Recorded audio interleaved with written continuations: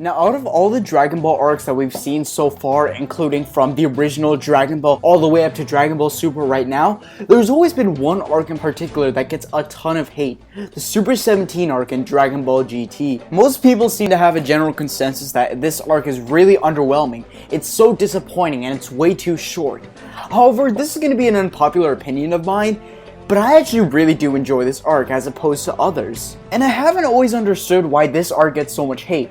I can understand the dislike, but sometimes people exaggerate on how bad it actually is.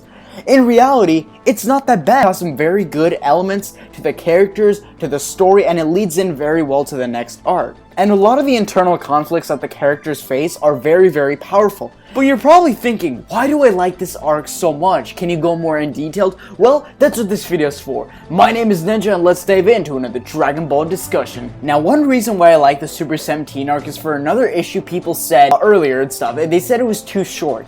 Personally, I like the short feeling of it.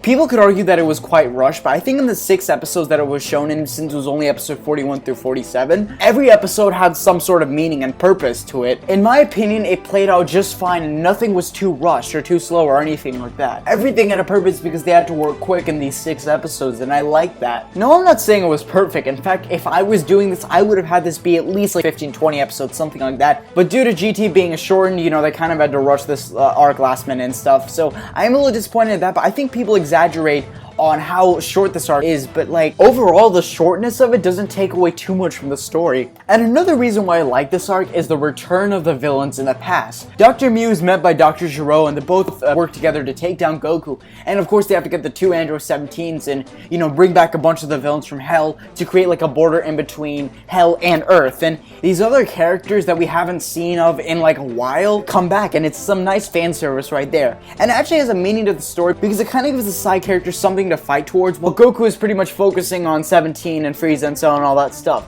These other minor villains are going up against some of these other minor characters, and it's very fascinating to see them coming to Earth, people terrifying. They actually do pose a threat despite how weak they are compared to some of our now characters. And the way this is played out is very interesting, as while this is going on, Goku is going to Hell, and he's met up by Frieza and Cell, who some people regard as the best villains at that time. Frieza and Cell were also one of Goku's most impactful and deadly enemies that he's ever faced, so it was interesting to see their little fight. And even though I would have preferred if Goku went Super Saiyan 4, it's interesting that he was a kid and kind of had to hold his own against it, and was fighting the two. Was a very well choreographed fight. And another thing I want to add, I like the fact that they showed Nappa again, and then Vegeta just kills him again. It's really entertaining seeing that. And another reason why I like this arc is pretty much the development for Android 18. As we know, Krillin died in the middle of battle because he was stuck in traffic and got killed by Android 17, 18's brother, and everything like that. And her impact of seeing her brother once again, but this time he's not coming back hey sis, what's up? He's saying oh, I'm gonna kill Krillin now. And that scene in general, Krillin's third death, is really, really powerful for 18, and her tears as she has to protect Marin and everything like that. Also builds to her relationship with Android 17, she doesn't know how to respond between what's right with her husband and her brother and stuff, and to see her change like that, it's really, really powerful stuff. And after the battle with Super 17, Goku and Android 18 are kind of reflecting on the battle, and Android 18 is quite upset that her own brother would do something as horrible as kill her own husband and kill all these innocent lives and everything. But Goku tells her some very vital information that shows us the real Android 17's character. That wasn't really your brother, 18. He was in there somewhere, but 17 wasn't the one calling the shots. They were controlling him somehow. I think he was trying hard to help you. Yes, I sensed him then. He forced that monster into making a mistake that could cost him the battle. He was showing us where his weakness was, wasn't he? He did have some control. Otherwise, he would have never turned on Dr. Mew. There was definitely a struggle going on, and I think your brother won. So the two basically say that even under Dr. Mew's control, Android 17, the original one, was able to resent and try to prevent as much damage as possible. So he really was in that monster that whole time. And I like that this added a new spin to Android 17's character, showing that he's actually not all that bad. And it wasn't really explored that much in the Android/Cell arc, but I like what they did here. This developed his character quite a bit, and it builds with his relationship that he cares for 18, which is why he also didn't kill her, which I really like that little detail they added.